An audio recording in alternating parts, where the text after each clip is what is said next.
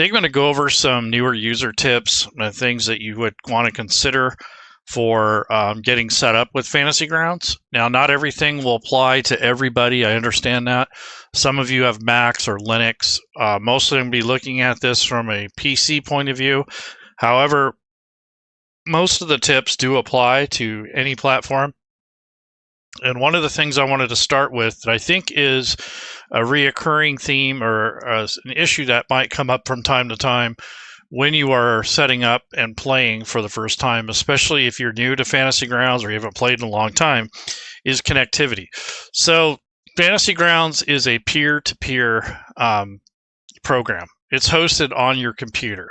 So even though there's a cloud server which helps facilitate connecting to one another over the internet, it's still hosted on your local machine. So even though there's a cloud server or a broker in the middle, it doesn't necessarily mean that anything is hosted or stored on the Fantasy Grounds server other than maybe your connection credentials.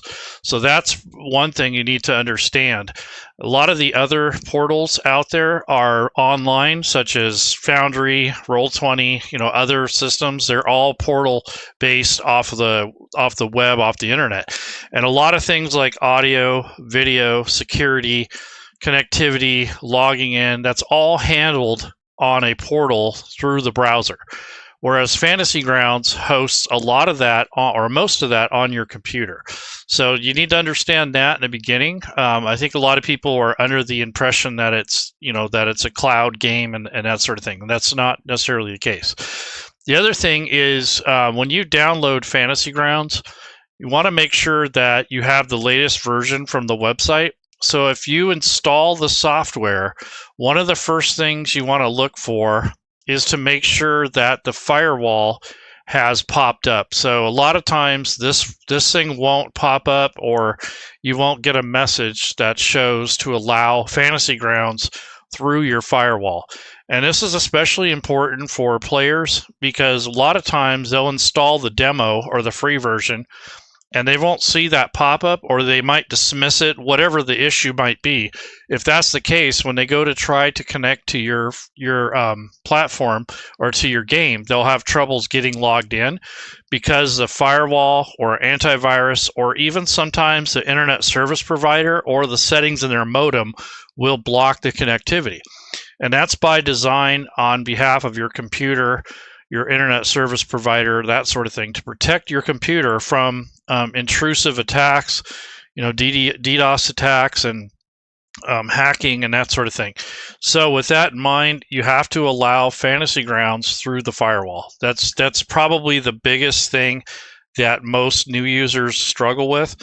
And I don't care how good your computer is, how fast your internet is, if it's blocked, it's blocked. And that has to do with the nature of local computing. So it isn't just a Fantasy Grounds thing, it's also different settings, different antivirus, their firewall settings, that sort of thing. So when you're connecting to Fantasy Grounds, you'll want to see a, like a pop-up that allows the firewall to allow Fantasy Grounds to go through so that it can update, so that you can connect, and so that data can go back and forth between the host and the player.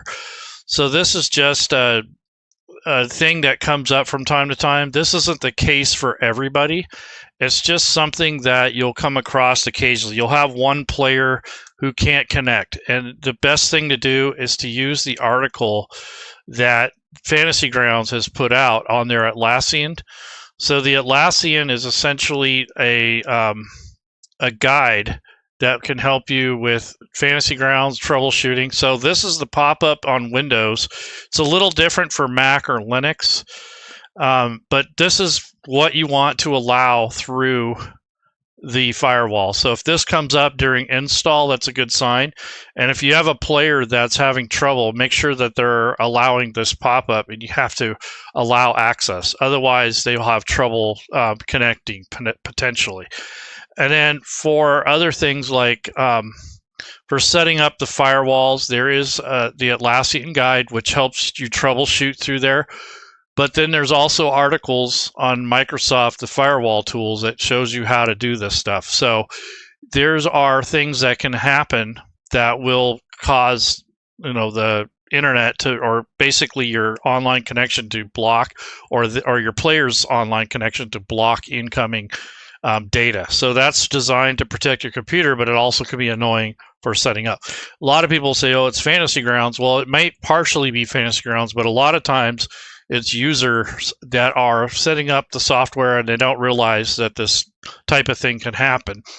And a lot of people are used to portals for logging into a website, where a lot of this is handled on the website and not on the host computer. So that's the other issue. I think that over time, people have kind of lost their ability to understand how the local software works, because they're going through portals a lot more.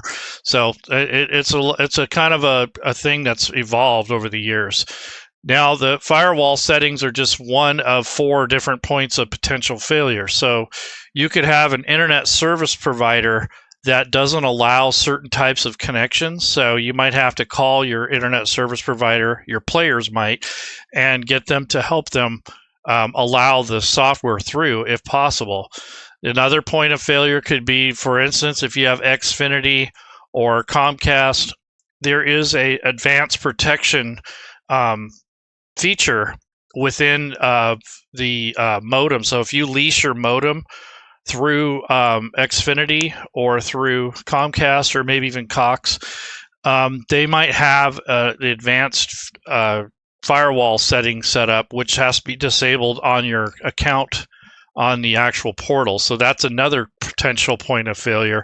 And then, of course, an antivirus might also be blocking that. So there's articles on the Fantasy Grounds forums and also the Atlassian guide, and there's troubleshooting articles. And one of them, and one of the main ones here, is to reduce CPU usage, which will impact your performance, but network troubleshooting is probably your biggest help.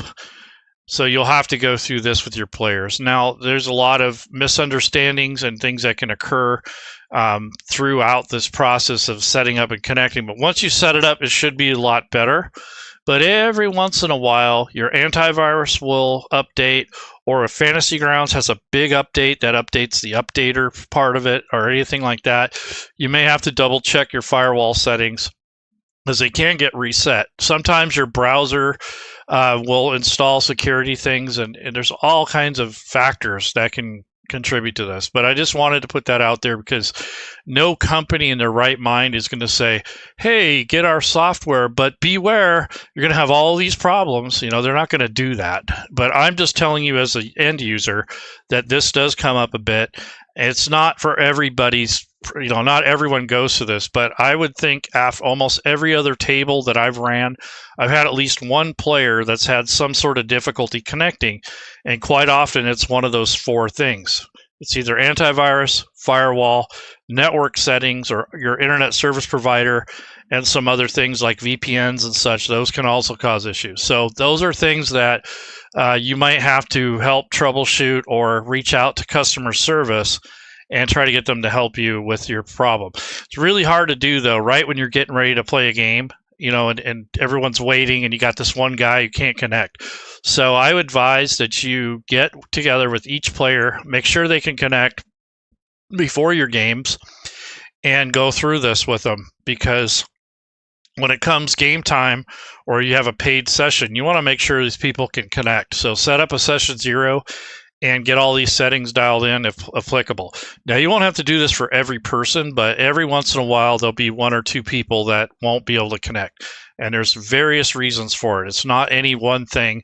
I've seen a lot of posts in the Fantasy Grounds forums that say, oh, this Fantasy Grounds sucks, but honestly, it's not just Fantasy Grounds. It's to do with the settings and all different forms of computing. And there are people who don't understand all this stuff. I get it. I'm not a network engineer, but I've dealt with this particular issue for long enough to know what to look for. And, I'm not perfect. I don't know everything, but I do know enough to look there, to start there, and then reach out to customer service. And interestingly enough, it's Fantasy Grounds right here in the front page. When you launch the launcher, you have the forums, the official Discord, the FAQs, and you can contact support right from here. You don't have to look up anything. You don't have to go to a website and do a Google search. Everything's right here. User manual, tutorials, your release notes, quick start guide, everything's right on this launcher.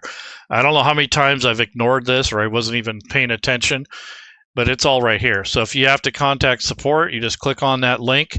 It takes you right to the customer service portal. And I think this is an important thing. So in this case, if you're having connectivity issues, I would go to technical support. That's basically where I would start. If you don't want a bunch of people chiming in and trying to help you and you want direct support from SmiteWorks, I would go through this. If you need a more rapid response and you trust your community, you can go on Discord and ask around, but be prepared to get all different kinds of answers because a lot of us users have different experiences. We are familiar with different aspects of Fantasy Grounds, and we know different things about different rule sets. So it really depends on what you are used to, your understanding of the platform, and even computing. It's very difficult to help people with Fantasy Grounds if they don't have the compute skills. So if you're trying to tell a player that's never messed with their firewall how to do that, that can be very difficult. So I understand that. And it gets to the point where it's not about Fantasy Grounds so much, it's more about understanding how to use a computer. And that's really hard to do. In the 8 years that I've trained and helped people with Fantasy Grounds, that does come up occasionally.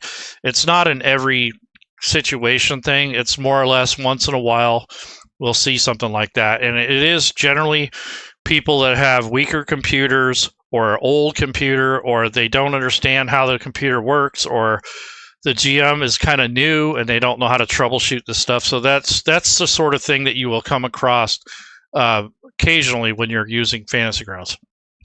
So the other thing is when you first purchase Fantasy Grounds and you install it, you want to make sure that when you go into your settings into the back end of Fantasy Grounds, make sure that you put your license key if it's applicable. And at the minimum, as a player or the host, you want to make sure that you also add username and a password. So if you're going to play Fantasy Grounds, even if you don't buy anything, you're still going to need an account. And I think that's something that a lot of people don't like, or some people don't like, which is just part of the way that the software works. If you have Steam accounts or Paizo accounts, like for Pathfinder and Starfinder, make sure that you link those together. Those will help you pull in your purchases. And also, if for Paizo, you can qualify for discounts depending on what you own. And you have to set up a Paizo store account as well. But once you do that, you'll get this telemetry between your web page on Fantasy Grounds and then the web page on Paizo. So if you want discounts and you want to get the PDFs and that sort of thing, that's the way to do it for Paizo. And that's for Pathfinder, Pathfinder 2, Starfinder, anything like that. There's an advanced section. I don't recommend that you mess with this too much. Some people want to change the app directory for one reason or another. Maybe they have very little room on their hard drive. But you just got to remember, when you mess with these, that can be an issue when it comes to updating or installing content. So you have to be aware of that. And the data directory is probably where most of the people want to change that, because that's where most of their stuff is stored. So if you have a really small hard drive, that might be something you would change, but I wouldn't mess with it unless you really have to. Also, the build channel. So most of us are on live, which is the version that we're all on. But if you get into developing and testing, you can go on to test out new features. The thing about test is it's completely separate from your campaign. And if you want to test your campaign in the new test channel, which is like the beta channel, you have to copy over your campaign to the test folder, and you have to be on the test server, and your players do if they're going to be playing with you. So that's more or less if you're interested in trying out new features. When you're done or when you're no longer testing, you can always go back to live, but then you have to re-update. So it's kind of I wouldn't say it's a nuisance, but switching back and forth between live and test can get confusing. And you have to copy your data folders, like your campaign folders, back and forth. And I think that can mess things up for you too if you're not careful. And then you have a support tab. So, for instance, if you have an issue with Fantasy Grounds, like sometimes when you install it or an update installs, it will get botched. So sometimes a file will get corrupted or it doesn't get copied over, whatever the reason, or maybe it gets blocked from your settings. Whatever that may be, you can clear the vault, which is to clear all of the purchase modules that you purchased. And then when you go to force update it, it will pull in all those again, and hopefully you'll get a more complete version, and it clears up your issues, because there's a lot of things that can go wrong in that too. So blocked data, corrupted data, antivirus, that sort of thing. So use those sparingly, but if you have a module that's not showing up even though you purchased it, or if Fantasy Grounds is acting weird, you can do a force update. And if that doesn't fix it, clear the vault and then update it again. And that might fix some of the problems, depending on what's going on. If you have content that you've subscribed to on the Fantasy Grounds Forge, so if you're not aware of what that is, the Fantasy Grounds Forge is community DLC created by users. So if you go to the store page and you actually go to the Forge, this is some kind of lower cost, most cases, content like tokens, adventures, maps, extensions, all that sort of thing. So if this is basically how you want to roll and how you want to do this, what you can do is buy treasure, which is gold. So 500 gold is $5, basically. The only thing about this, the only caveat, is if you are in a country or a region that doesn't accept PayPal, you might have problems with that. So that's something that comes up occasionally, to get someone from another country or that has a blocked account or whatever the reason is. Fantasy Grounds uses PayPal. There's no other payment system. You might be, if you're part of Steam though, and you have a Steam account and you have a gift certificate, you can probably get around that with a credit card and going through Steam and a gift certificate or a gift card. But other than that, if you buy directly from the website, you're going to have to use PayPal. Unfortunately, there is no other payment method at this time. The other thing is Steam, sometimes the library is a little bit different than the Fantasy Grounds store library.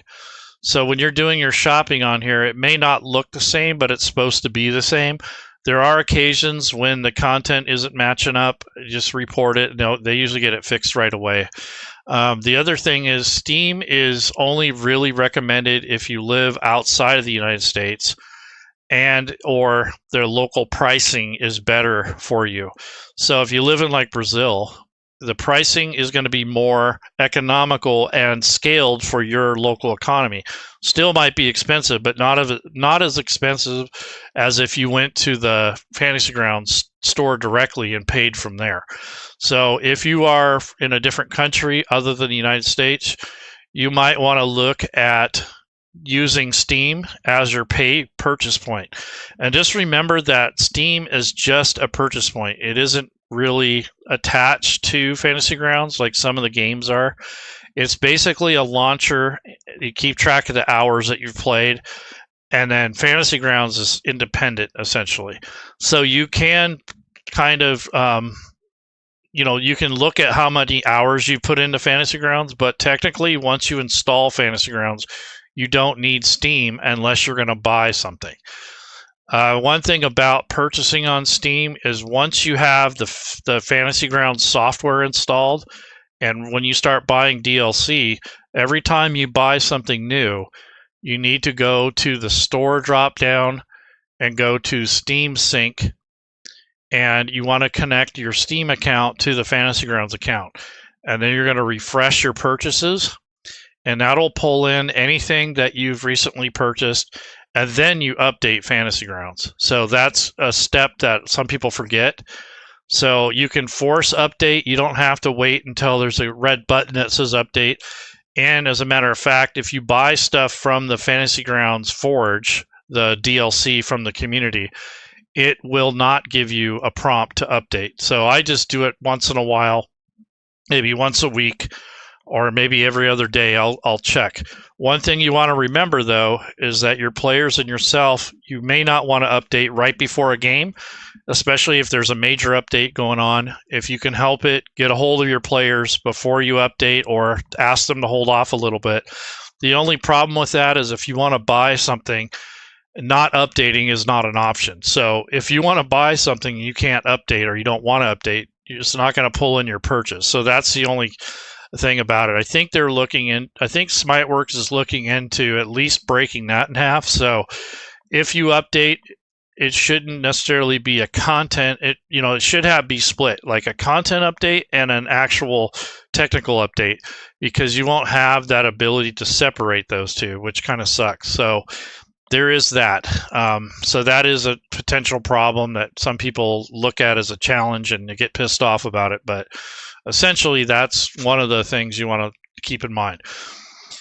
So if you're going to use extensions, you want to be careful with that.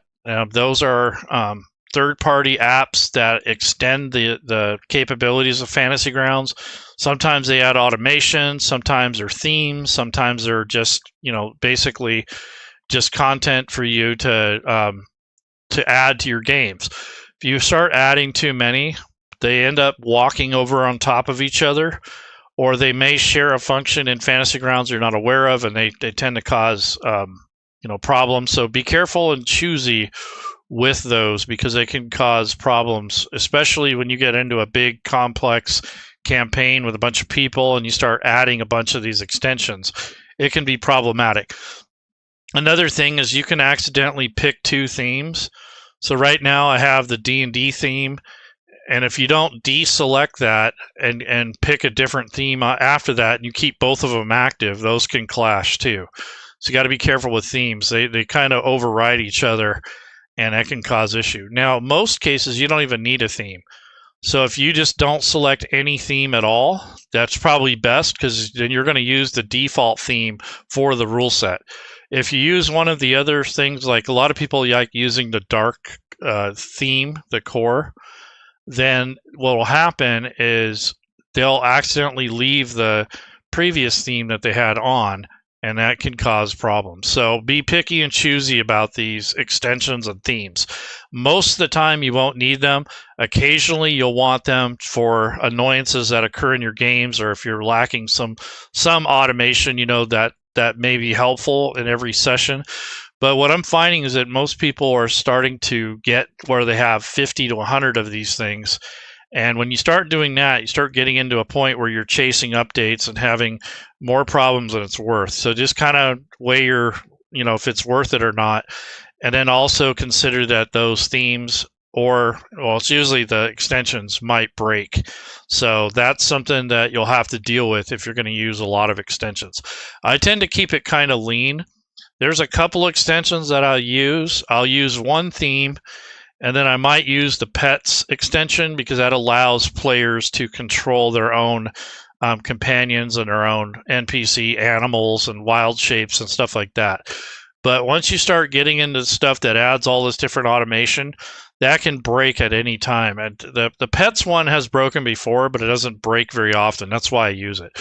But the ones that really do a whole bunch of stuff, those can be problematic. And then a lot of them are only for certain rule sets. So most of them are written for 5e.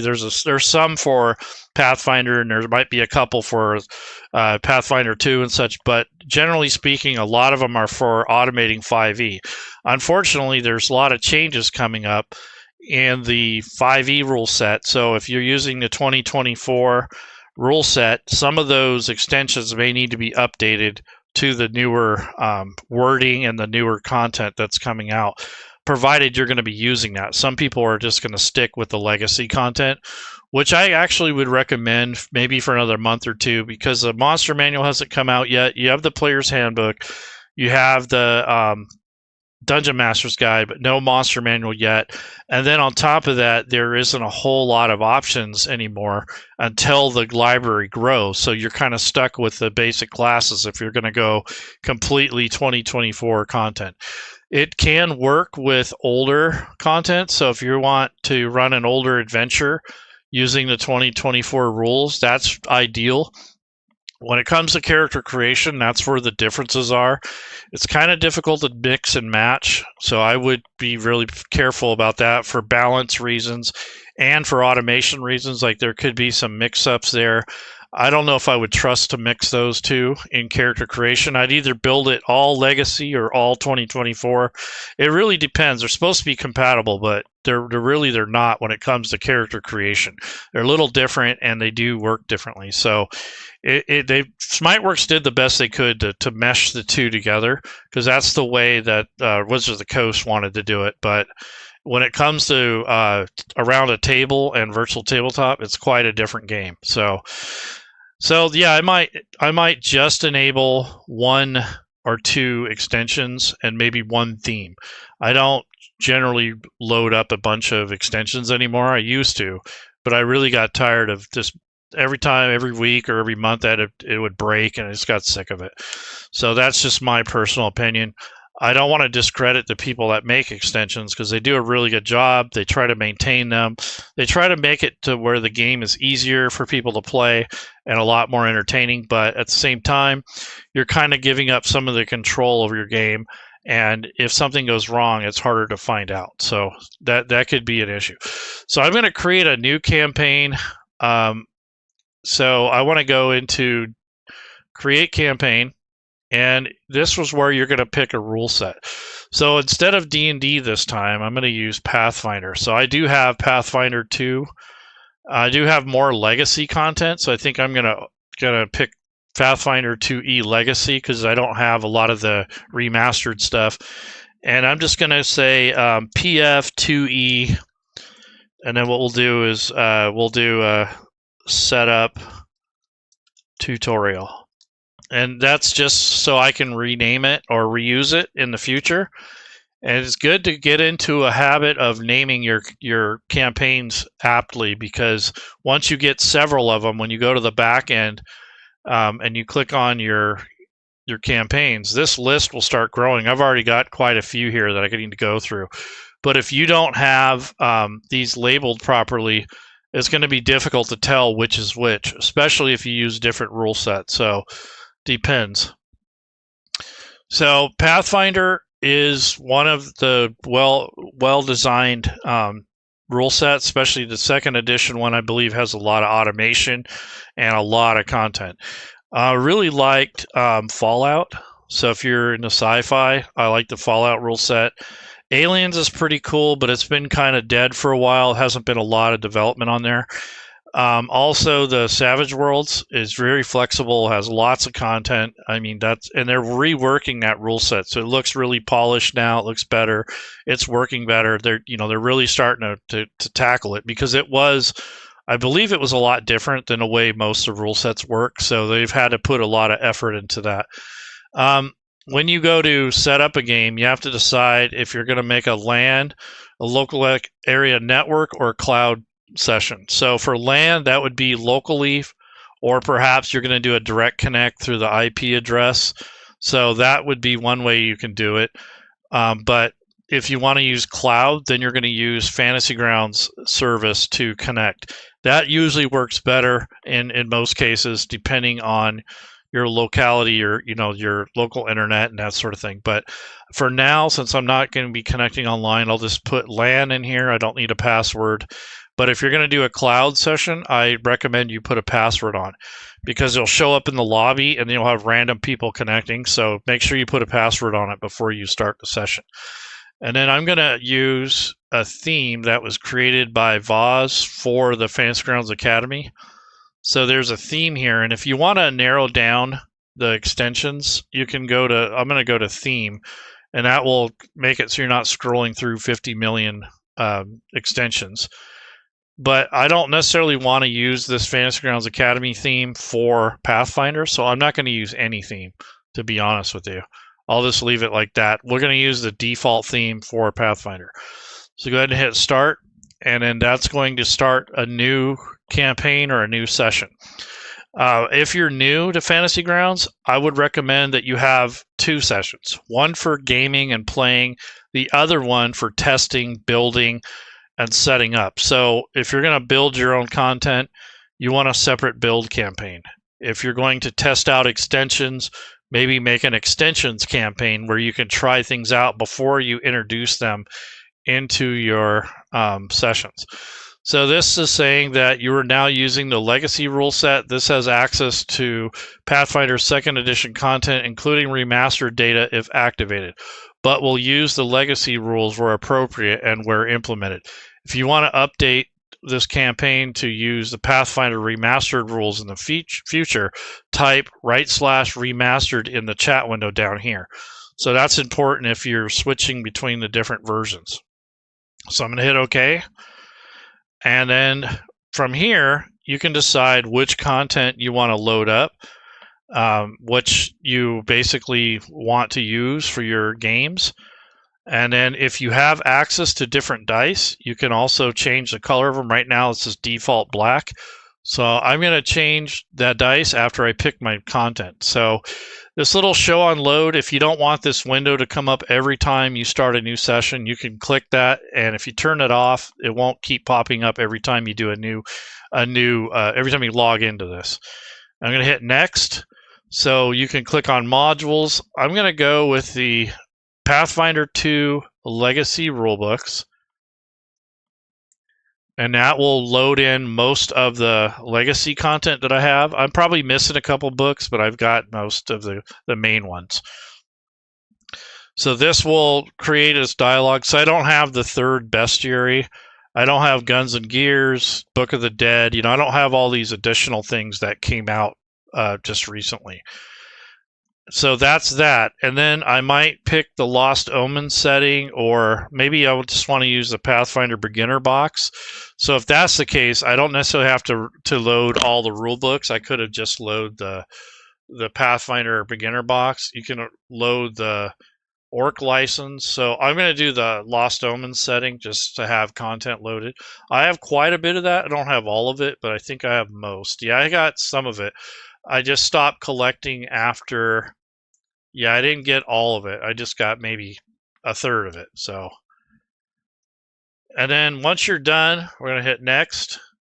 And then if you have any options that you want to change changes gameplay and such, you can do so. But once you're done, you click finish, and there's your basically a fresh campaign.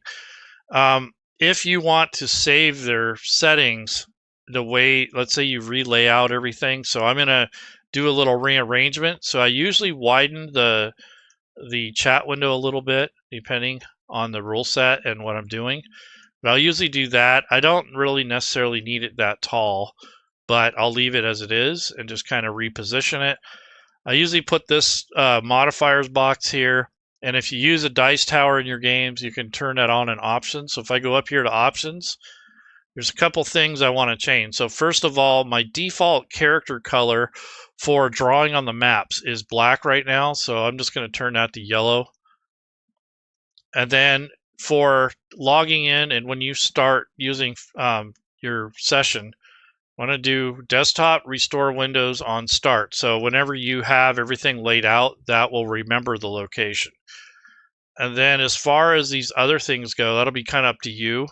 But one of the things I don't like is when the map will move, it'll recenter on whoever's turn it is.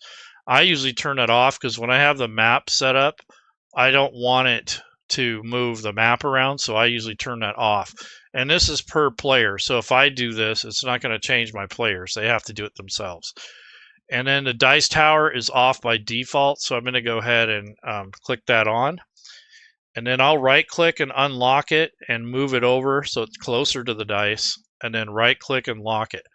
So you can also lock the chat window by right clicking and locking the position. So the dice tray, the modifier box, I don't know if that can be, yeah, you can lock the modifier box too. And any of these things down below, those can be locked, but everything else is free floating. So I'll go ahead and close that. And when you want to look at what content you have, if you go to library and you go to modules, this is everything I have loaded. So this has a lot of the legacy content, the Lost Omens guide, that sort of thing. But then you can also go to activate, and you can look for other things that you may want to activate depending on what you're doing. In the beginning, I wouldn't recommend loading all this stuff. I probably only need the core rules, the advanced player's guide, and maybe the Lost Omens player guide. I don't necessarily need all this other stuff. This is kind of above and beyond. And when you get started, the more stuff you have, the more confusing it can get. So kind of slowly introduce the things. And when you're done using them, if you don't need them anymore, you can go ahead and unload them too. You don't have to have them all active, not at any given time. So that's something that you'll have to decide as you're playing and getting set up. So I'm going to go ahead and close the modules.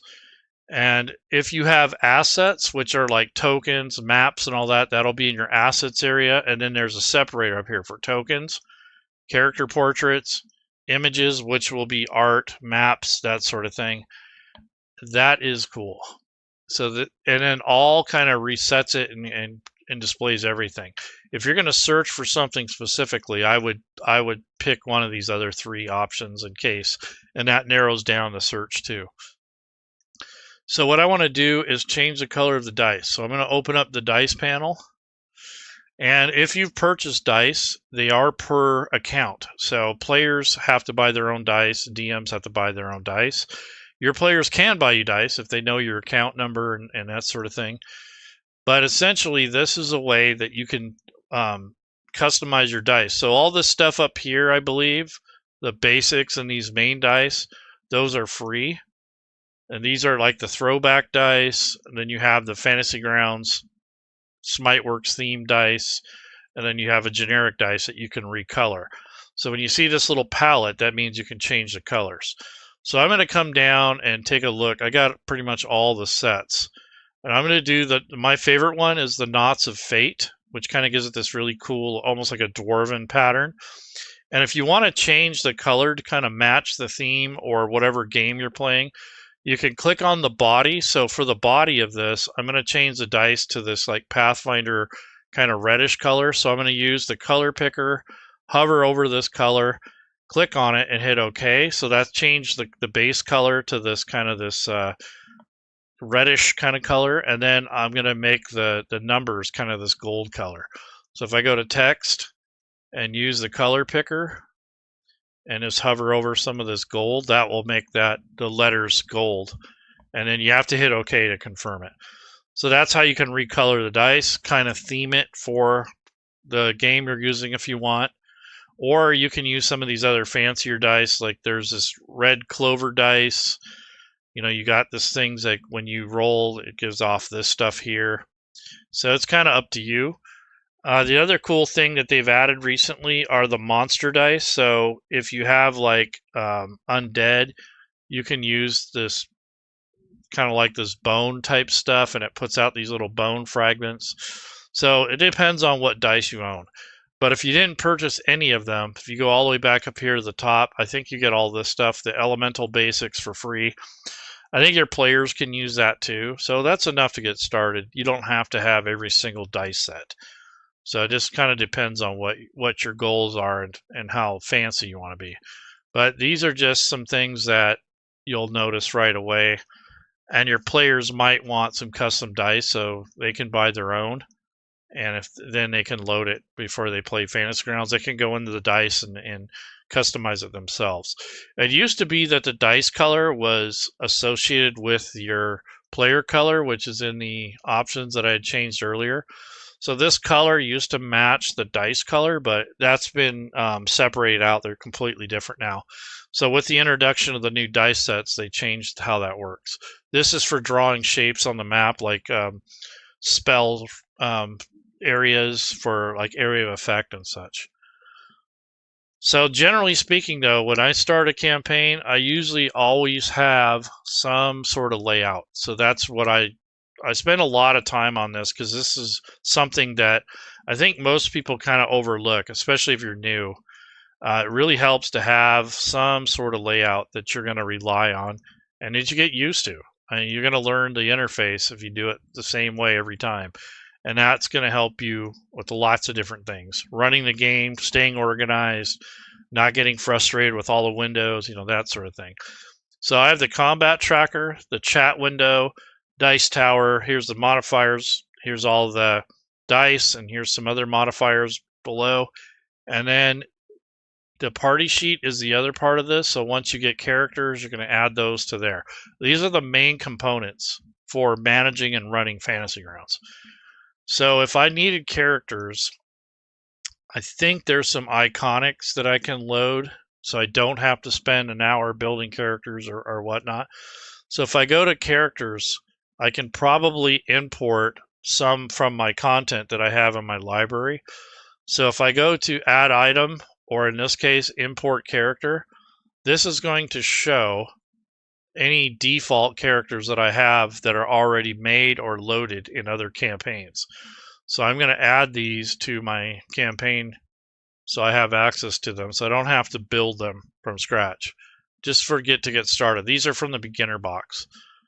Once I close that, I'll open up the characters window, and now we have characters that are available to use, and if players connect to my table, they can claim these. One thing about Fantasy Grounds is once a player clicks on one of the players here, it's going to claim it. So no one else will be able to pick that character. So what you'll want to do is, let's just say I have ownership up here on the top left. When players are connected, it will show that who has what character. And what will happen is that when you go to first join, like with pre-gens, they won't have access to the players because one person has clicked on all of them to look at what they have. So if that's the case, we'll have to right click and release the character so that it goes back into the pool of choices. That's one thing I hope that they can fix in Fantasy Grounds, is a way to preview characters without claiming them. Because if you got like 3 or 4 people joining and there's one person that has all of them, then they can't see any of the other options. So that's something that's always kind of been there. I hope they can figure out a way to preview the character without claiming it. So that's just a preliminary. So adding or making characters to the campaign, putting them on the combat tracker, and once you do that, then you're going to put them in your actual party sheet, which is your overview, a tool for the GM. So I'll drag and drop all these guys and girls onto the map or onto the party sheet. This way you have access to all the different views. You can distribute, manage, award, loot. You can set up their order. So for instance, if you wanted to do, let's say a marching order, we can put Valeros up front. We can put Ezrin in the middle. We can put Marisol in the back, and we'll put Kyra third. So this is the watch order. And then as far as formations go, this is pointing north. So this would be like your starting location. So I'll take this guy and maybe put him up here, and put Ezrin behind him, put Kyra back here, and maybe put her back here. So what this does is when you go to place them on a map all at once, it puts them in that formation. You can use these formations. You can turn it now to be facing to the right, or they'll be facing south. You know, you can change this, and you can also change the formation. All that does is allow you to keep them in a group. So when you add them to a map, it's easier. You don't have them scattered all over the place. So that's what that's for. And then here's where you award experience points for encounters and quests, what are basically like goals, milestones, and completing stuff. So those are your main pieces of the software. So you have your combat tracker, keeps track of rounds, keeps track of hit points, keeps track of initiative, keeps track of effects a lot of times. So that's what this does, you know, your turns and such. And then your chat window is either you can chat things, you can actually put in a language. So if you speak Abyssal, you know, you'll get the runes if you don't understand it, or you'll get the translation if you do understand it, or both.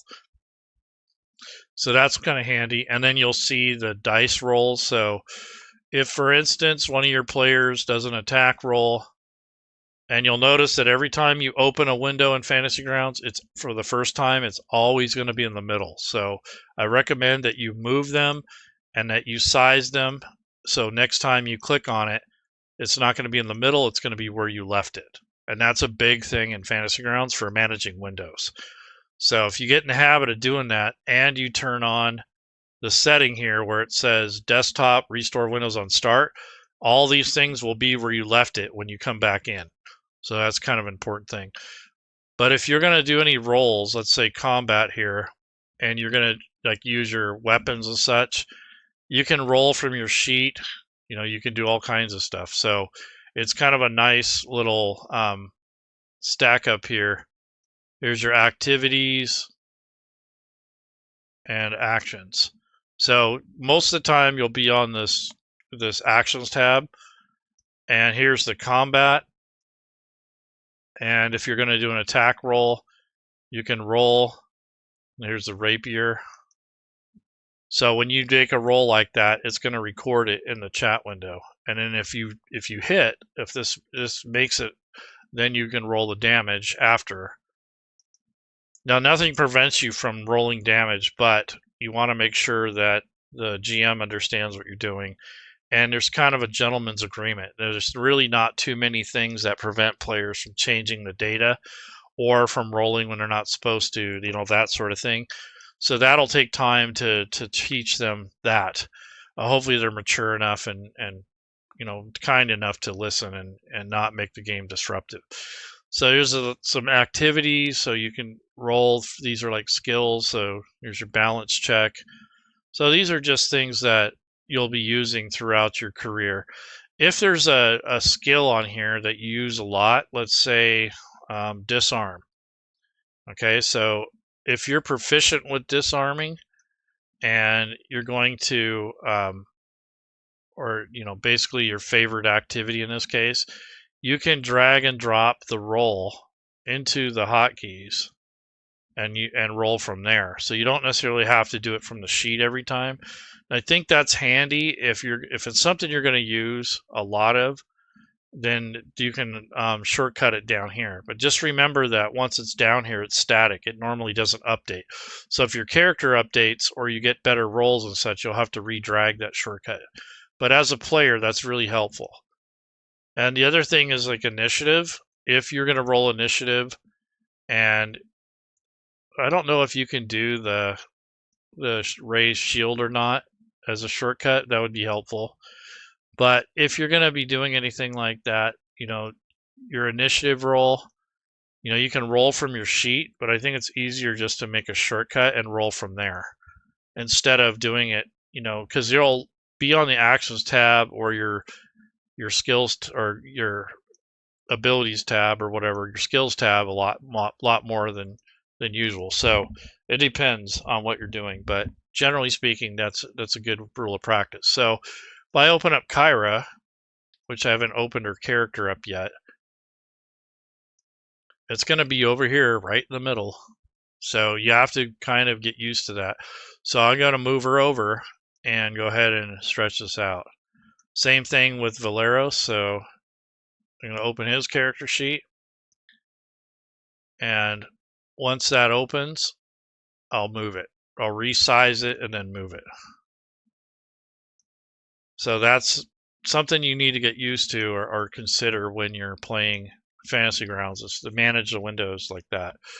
So that helps a lot, and it can get really frustrating because usually if you haven't opened up something the very first time, it opens right smack dab in the middle, and that can be frustrating. So Ezrin is now set. Here we go. So that's usually how I set up the table, like this every time. That way, if I need to help my players, I can, and they're not in the middle of the screen, blocking everything. And when I go down the combat tracker, I can pop up any character and that'll bring it up to the top. So on the next turn, let's say it's Kyra, I can click on this link, brings her sheet up to the top. If I go to Valeros, same thing, bring it up to the top. So once you have all of these out and spread out where you want them or positioned, you can have that at your disposal. So you just click on these links on the right and that brings up the character sheets.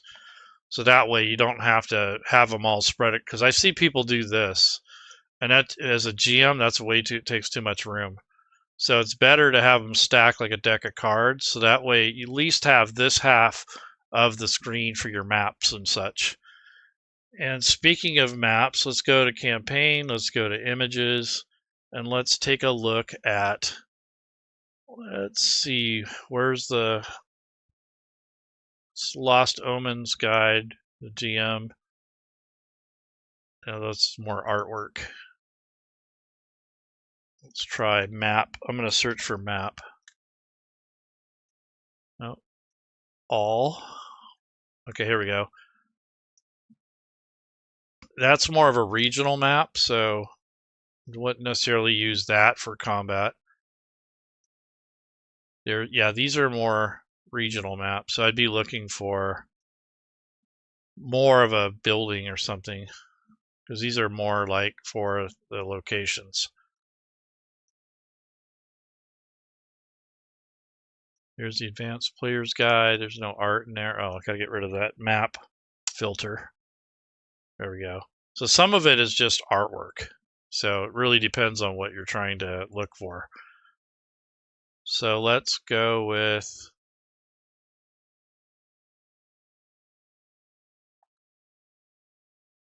Absalom. Yeah, so just starting to get into actual districts. Let's see if I can find the coins under city mini map. So this is more like for reference. Let's see what this looks like. Yeah, I don't know if I like this map, but if you unlock it, it does have line of sight on it. So someone's already done that work, which is nice. Yeah, so it's going to take a bit if you're new to get used to the maps and such. It's just all in time. It's not something you're going to learn overnight. So take the time to set up the screen and click on these buttons over here and see what they do, and find out what they contain, and kind of get used to the stuff in here. So there's other things, like there's a whole section here for managing and building characters. There's a world section that has story, quests, and locations. There's a campaign area. There's a player area. There's a library, and then there's all of the different options. So get used to all that, because that's where a lot of the stuff is stored. If you want to just look at your library of all the books that you have loaded, you don't want to dig through everything, you can go to books, and this will show all of the books you have loaded, the reference manuals, the actual PDF or the book. So for instance, the Advanced Player's Guide, if your players want to look at that and it's shared with them, they can look at this. And this is a nice view. So it kind of gives you that book feel. You can stretch it out. You can collapse it so you don't have the index and you just use the page to go through. So it's kind of like having the PDF at your fingertips here. And you'll use a combination of text formatting. Locations, it depends on if the locations are used, but in this case, locations don't really have much use case. This is for mostly for the 5e rule set, but they made it kind of a core function because it can be utilized somewhat. So for instance, if you make your own group, let's just say Otari, we'll just call it Otari.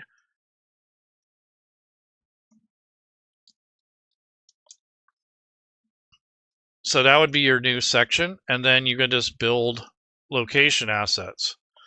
So sub-locations would be like, let's say it's the town of Otari, and then you can put the description in here, and then you put your GM notes, and then you can link other story entries and such that will give you those locations that are within that region. So you can say city, and then you can link buildings and stuff in here, and you can even you can type in what type of thing is it. So this would be, maybe you would call it civilization, or something like that, or maybe it's a store, whatever you want.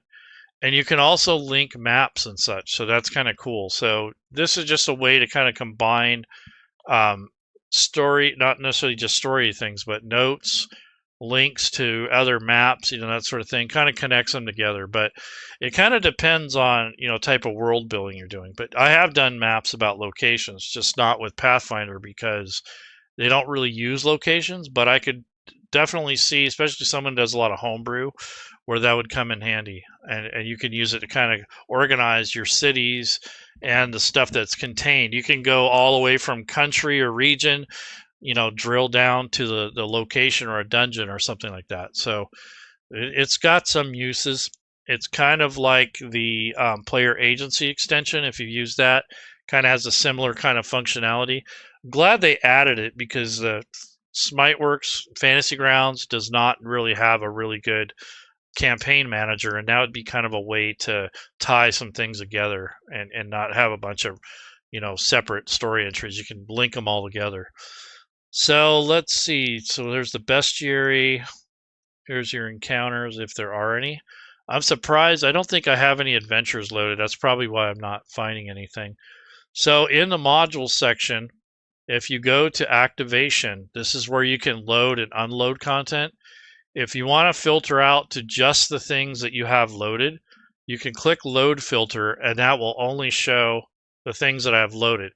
So I'm going to get rid of the Lost Omens stuff.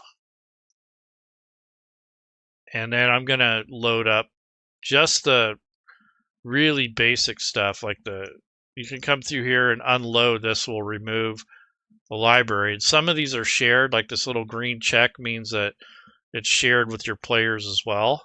This thing here is X'd out, so that's GM only. So it kind of depends on the function of the book. Like, what does it actually do? What's it for? How you're going to use it, that sort of thing. So these are all just advanced books that I don't really need. If I want to start off, I'd probably use the box set. The starter box has player characters ready to go. It's not as bulky. Like, these Pathfinder books are huge. I honestly wouldn't recommend loading all of those. Maybe having your character creation stuff first and build your characters out, and then only leave a couple of those open after the fact, because level up is probably about the only times that you would need that, and in your building the first time. You might keep the advanced player's guide and the core book, but that's pretty much all you would need. You won't necessarily need every single book loaded. You do that, and that bogs down your system a little bit. And if you share it with your players and they're using all those books at once, it can really bog things down. So now that I have that, I'm going to click loaded, and I'm just going to pick beginner. So this is all the beginner box stuff. So you got the heroes, you got the game master's guide, you got the pirate plunder adventure, you got the pre-gens. So this is probably what I would start with. I wouldn't necessarily have every single thing loaded with the rules, because those can get really bulky, especially with Pathfinder 2. Those books are huge. So you imagine those thick books. I mean, they're not thin. And there's probably over 200-300 pages in a lot of them. So, but that's basically what I would have start with. The Game Master's Guide, Heroes book, but that's how you can sort these out. And then like the players books are usually shared with players, and then you have a reference manual that you can access. But if you go through books, they're all right here. You don't have to dig through the entire interface just to get to it. And again, when you're opening these windows for the first time, I'm going to place them down here because I don't want them always like right in the middle. So I'll move those initially, just so like when I go to open them, they're not right in the middle of the screen. So here's the Pirates solo adventure. I would recommend you go through this yourself so you can kind of get a feel for the rules and Fantasy Grounds. I think I'm going to do a video on this because I can run this myself. And this would be a good way to kind of show some of the power of Fantasy Grounds and how the Pathfinder 2 looks. And it kind of gets into how to play, like entry 1, it gets into that. So that's a good tutorial. So the reason I moved all those, so if I go back into books again and I want to bring one of those up, it's going to go down there instead of right in the middle. So make sure you start doing that, and that'll help you manage windows so it doesn't piss you off while you're playing. Occasionally having one in the middle is fine, but as long as you understand that right from the get-go, it's a lot easier to understand. It gets confusing when you have like, okay, here's your assets window, that's already out of the way. But then the player note, so you want these windows to open, where you want them to open, not in the middle of the screen. So get in the habit of moving these things when you start your campaign as you go, and then pretty soon you'll have a nice flow, a nice feng shui. You'll have a methodology on how you want this to go. But I think that's good enough for now. Take advantage of this this sale if you can afford it. The winter sale is happening right now. I mean, everything is really cheap. I mean, I don't think I've ever seen a sale. Like, I say that every year, but every year they shock me. Like, they lowered the cost of the ultimate license. It's only $10 or $25 now. It used to be like 150 when I bought it. So you guys are lucky if you're getting in now. Ultimate license, $10. I mean, you can't beat that. For instance, Dungeon Masters, these aren't on sale, but there are, let's see, like this Tales of the Red for Cyberpunk. It was $19, now it's $15. So you're looking at anywhere from 10 to 25 to 50% off, depending on what the content is and if it's new or not. I don't think, let me look at the Pathfinder stuff. I want to see if any of that's on sale, because I'm hesitant on buying all the new books because I won't use them that much, but I do like to have them. So if I do these shows, so let me look. So this is I want the remastered. I might ask Smiteworks if they'll comp me something, because I am going to start doing more of that. Yeah, so here's the remastered. Looks like it. I believe this is the remastered. Is that what this is? GM Core. Yeah, it's part of the remastered bundle. So it's $48, normally $60. If you click on the bundle, that's going to show all of this. So let me look at complete this bundle now, because this is what I want to get next if I'm going to buy anything. Let me see how much it's going to cost me. What's my cost? Yeah, so if I was going to buy that whole bundle without the sale, it'd be like $360. With the sale, it's $244. So saving about $115. And if you already own, the books on the Paizo store, you'll get a little bit more of a discount sometimes. I don't know if it combines anymore, because they used to be double up on that. So I don't know, don't quote me on this, but it may be the better of the two. So whatever one gives you the bigger discount, I'm already make my wish list to the side. Yeah, I hear you. Yeah, so if you have a store account on the Pathfinder website and you've subscribed to this, or you already have an account, all of your rule books will be given to you. If you synchronize it, you'll get the PDFs, and that's why the cost is more. So imagine this price here, but take off $15, and that's basically the discount. But you're also getting a PDF, so that's why the Fantasy Grounds versions are a little bit more expensive, because you actually get the PDF too. You just have to claim it on the digital web store. It doesn't count for hardbacks. So yeah, that's kind of what I'm looking at. I mean, if I'm going to get anything, I'm going to get that stuff. I have enough D&D stuff. The only thing I don't have right now probably is maybe 1 or 2 adventures, and then I don't have the monster manual. That's not coming out for a while. So until then, we're going to be taking a look at Pathfinder 2. And you don't have to pick all these up now. You can buy them one at a time. There's Humble Bundles, so quite often, if you pay attention to Humble Bundle, let's see if there's anything going on now. Humble Bundle comes out at least a couple times a year. They're different publishers. And I want to see if there's any books. So I don't know if there's any role-playing game bundles yet. Yeah, there isn't any right now, but quite often there are role-playing game bundles.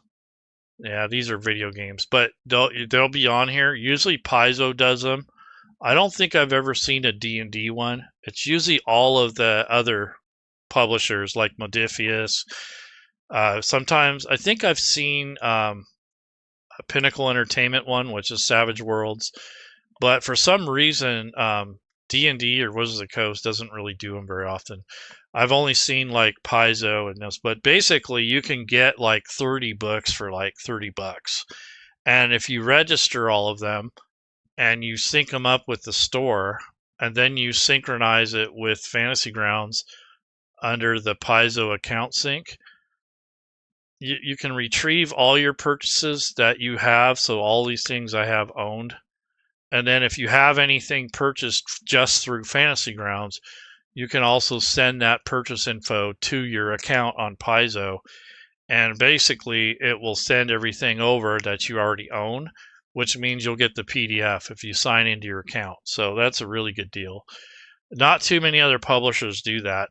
I know that I've used other publishers. I think Modifius, like for Fallout, they offered me a discount code for Fantasy Grounds if I purchased the PDF from their website at full price. So it was a pretty good deal. So you want to keep your eyes open for that to save yourself some bucks. But that Humble Bundle is definitely worth it. So if you pay attention to that, make an account, subscribe to their newsletter, and you'll get a notice when those role-playing game bundles come online. A lot of them, they happen all year round. So I wouldn't say, like Paizo probably does at least 2 a year, maybe more. Yeah, Humble Bundle every week. Yep. So only Fantasy Grounds Paizo rule sets useful. Then I get the PDF on Paizo later. Yeah, but if you get a bunch of stuff that you don't already have, that's in PDF format, if you synchronize that, then you go to buy the Fantasy Grounds version, you get anywhere from $5 to $15 off. So that's why I do Humble Bundles. But it depends on what the content is, because a lot of times I already have all of it. So there's one time they did a map thing with map packs. I took advantage of that because I love the flip maps, but I hear you. Depends on what you're looking for, but they're definitely not going to have the new remastered books for a while. So we'll see what happens on that. But Pathfinder Remastered, yeah, CDs are pretty good. Like if you haven't purchased anything, and like for instance this older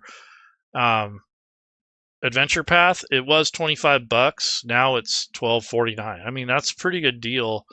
Like if you wanted to get the Age of Ashes, which is one of the first APs, I believe, Adventure Paths, then that's the way to go. But some of the newer ones are more expensive, like this Pathfinder 2 Seven Dooms for Sandpoint. I imagine that's pretty new. So that's not going to be as big as a discount, but still. And there's an adventure bundle. I'd like to see. Holy crap. That's a lot of adventures. I think that'll keep you busy for a lifetime. I mean, that's a ton of adventures. Holy crap. Yeah, so let me see how much this thing would cost me if I was going to try to buy that whole thing. I know I own some of these, so I wouldn't have to worry about it. Holy crap. That's like I would save $600. So the whole thing is almost $2,000. But with the discounts going on and stuff I already own, it's $660 would be the difference, but it still cost me $1,000 to buy everything. I don't know if I need to do that, but the option's there if you're really into it. But there you go. So, pay attention to the sales, and don't forget that every week the store itself, just the Fantasy Grounds store, so even if there's not a winter sale or something, there's usually a few titles that are always on sale. It may not be the stuff that you want, because that way